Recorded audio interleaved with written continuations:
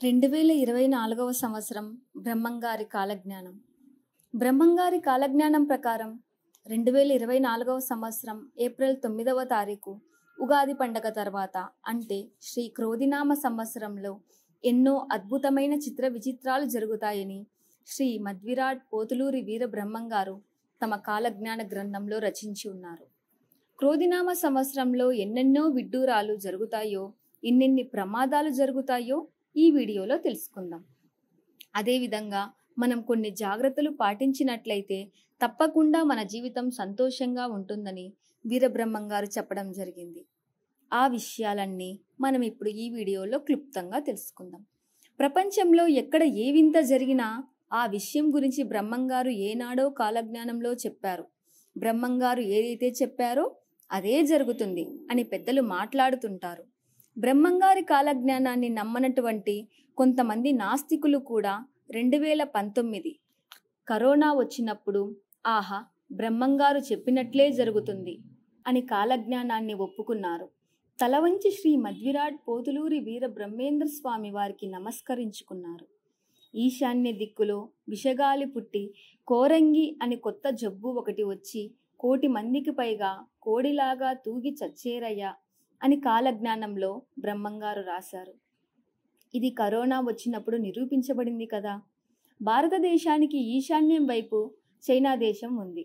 కోరంగి అనే కొత్త జబ్బు, కరోనా అనే 2 వర్డ్స్ దగ్గరగా ఉన్నాయి కదా.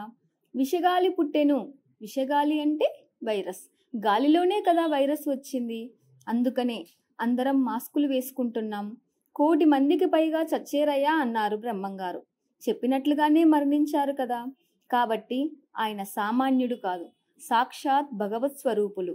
ఆయన చెప్పినటువంటి విషయాలు ఎన్నో జరిగాయి. నీళ్లతో దీపాలు వెలిగెను, ఎద్దులు గుర్రములు లేకుండా వాహనాలు నడిచినాయి అని బ్రహ్మంగారు మనకు కాలజ్ఞానంలో చెప్పి ఉన్నారు.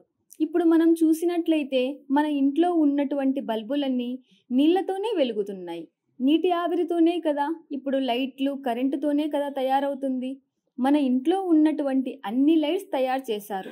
మన ఇంట్లో ఉన్నటువంటి అన్ని లైట్లు నీటి ఆవిరితోనే వెలుగుతున్నాయి. ఎద్దుల బండ్లు లేకుండా వాహనాలు నడిచేనయ్యా అని బ్రహ్మంగారు అన్నారు. ఎద్దులు గుర్రాలు లేకుండానే బస్సులు వెహికల్స్ అన్నీ కూడా నడుస్తున్నాయి. పూర్వకాలంలో ఎద్దుల బండ్లు కానీ గుర్ర బండ్లు కానీ వెళ్ళేవారు. బ్రహ్మంగారు కాలజ్ఞానం రాసినటువంటి సమయంలో కానీ ఆ తర్వాత రాను రాను బస్సులు టెంపోలు ఇవన్నీ కూడా ఎద్దులు గుర్రాలు లేకుండానే నడుస్తున్నాయి కదా. చూడండి, బ్రహ్మంగారు చెప్పినటువంటి ఎన్నో విషయాలు జరిగాయి. అదేవిధంగా హంస వాహనం ఎక్కి ఆకాశ వీధిలో పయనించెదరు జనులు భయం లేకుండా అని చెప్పారు. అంటే హంసపక్షి తెల్లగా ఉంటుంది, హంసపక్షికి రెక్కలు ఉంటాయి. మనకి విమానం చూసుకుంటే కూడా తెల్లగా ఉంటుంది, దాని రెక్కలు కూడా హంసపక్షిలాగా ఉంటాయి. కాబట్టి విమానంలో వెళ్తారని బ్రహ్మంగారు ఏనాడో చెప్పి ఉన్నారు. అంతేకాదు వరి పంటలు తింటారు, వరుసలు మార్చేరు, పినిమిటిని పేరెట్టి పిలిచేరు అని అన్నారు బ్రహ్మయ్య. పూర్వకాలంలో చూస్తే అమ్మమ్మలు నానమ్మల కాలంలో వాళ్ళను నానమ్మ నీ భర్త పేరు చెప్పు అంటే భర్త పేరు చెప్పేవారు కారు, తల వంచుకొని సిగ్గుపడేవారు. పినిమిటిని పేరెట్టి పిలిచేరయ్యా అంటే ఇప్పటి కాలంలో చాలా మంది స్త్రీలు భర్తలను పేరు పెట్టి పిలుస్తున్నారు. ఇదంతా మన కళ్ళ ముందే జరుగుతూనే ఉంది కదా. కాశీ విశ్వనాథుని దేవాలయము 40 రోజులు మూతపడుతుంది అన్నారు బ్రహ్మయ్య. కాశీలో వరదలు వచ్చి అప్పుడు కొన్ని అనివార్య కారణాల వల్ల 40 రోజులు కాశీ విశ్వనాథుని దేవాలయం మూసేశారు. అంతేకాదు అడవిలో ఉన్నటువంటి మృగాలు పట్టణాల్లోకి వచ్చి మానవులను చంపి తినెను అని కాలజ్ఞానంలో రాశారు. ఇప్పుడు చూస్తూ ఉంటే చిరుత పులులు సింహాలు అడవుల్లో నుండి ఊర్లల్లోకి పట్టణాలలోకి వచ్చి పెద్ద పెద్ద హైదరాబాదు విశాఖపట్నం వంటి నగరాలలోకి కూడా వచ్చి చాలా మందిని చంపుతున్నాయి, బీభత్సాన్ని సృష్టిస్తున్నాయి. ఆ మహానుభావుడు చెప్పినటువంటి విషయాలు ఎన్నో జరిగాయి. భర్త లేని వారంతా ముత్తైదువులయ్యారు, భర్త లేని వారు రాజ్యాలేలేరయ్యా అని కాలజ్ఞానంలో వీరబ్రహ్మేంద్ర స్వామి రాయడం జరిగింది. ఇవన్నీ చాలా వరకు జరిగాయి, ఇంకా జరుగుతూనే ఉన్నాయి. అదేవిధంగా ఇప్పుడు 2024వ సంవత్సరం ఉగాది తర్వాత క్రోధినామ సంవత్సరంలో ఏ విచిత్రాలు జరుగుతాయో బ్రహ్మంగారు చెప్పినటువంటి విషయాలను తెలుసుకుందామా? క్రోధినామ సంవత్సరమున ఆకాశమున చుక్క పుట్టెను. దాని ప్రభావం వలన అనారోగ్య సమస్యలతో వేల మంది మరణించేరయ్యా అని చెప్పి ఉన్నారు. ఈ క్రోధినామ సంవత్సరంలో ఆకాశంలో ఒక నక్షత్రం పుడుతుందట. దాని ప్రభావం చేత కొన్ని అనారోగ్య సమస్యలు, కొన్ని వేల మంది మరణిస్తారని బ్రహ్మంగారు చెప్పి ఉన్నారు. క్రోధినామ సంవత్సరమున జల ప్రళయాలు జరిగేను. భ్రమరాంబ దేవాలయంలో ఒక ముసలి దేవాలయంలోకి ప్రవేశించెను. కోడిలాగా అరిచెను. ఆ శబ్దం విన్నటువంటి వారు రక్తం కక్కుకు చచ్చేరయ్యా అని బ్రహ్మంగారు చెప్పి ఉన్నారు. కాబట్టి క్రోధినామ సంవత్సరంలో విపరీతమైన జల ప్రళయాలు జరిగే అవకాశాలు కూడా ఉన్నాయి. కాబట్టి క్రోధినామ సంవత్సరంలో ధర్మబద్ధమైన జీవితాన్ని గడపాల్సిందిగా బ్రహ్మంగారు చెప్పిరి. క్రోధినామ సంవత్సరంలో వేప చెట్టుకు పాలు కారుతాయి అని చెప్పి ఉన్నారు. ఇంతకు ముందు కూడా 2-3 సార్లు ఈ విచిత్రం జరిగింది. ఈ సంవత్సరం కూడా జరుగుతుందని బ్రహ్మంగారు చెప్పి ఉన్నారు. అంతేకాదు, ఈ సంవత్సరమున మేక కడుపున పంది పుడుతుందని చెప్పారు. ఆకాశంలో 2 తలల హంస పక్షి కనిపిస్తుంది. దాన్ని పట్టడానికి వెళ్ళిన వారు కళ్ళు కనిపించకుండా పోతారు అని బ్రహ్మంగారు చెప్పారు.